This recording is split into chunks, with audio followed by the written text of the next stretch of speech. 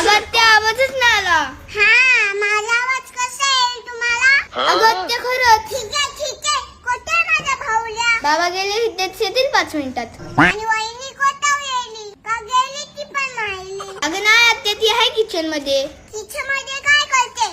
आवाज नाही गेला का माझा? घे तुम्हाला सोनपापडी आणले. दे जा तुझ्या बाईकडं. अगं आत्या, ह्या सोनपापडीचा तर पूर्ण चुराच झालाय. झाला असेल. रस्त्यात का खड्डे कमी आहे?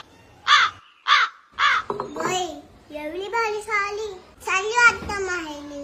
तुला एवढा पण दिल नाही निघत. नंदन आले तर बस थोडी बोलव तुझ्या भावाला हितच आणि बांध हितच लागती. मग तू कशाला आली इथेच? मग तू पण बोलायचं ना तुझ्या भावाला. कशाला आली म्हणजे?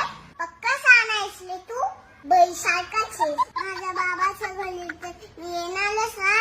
तर जास्त नको बोलूस, नाहीतर लय मी मुसक्यावर ठेवून मला अक्कल शिकवायला. कालचं नाही पडलास तर ग बाई. आला का माझ्या भाऊल्या? चल ये लवकर. मी घेते तुला राखी बांधून आणि जाते मी माझ्या घरी निघून.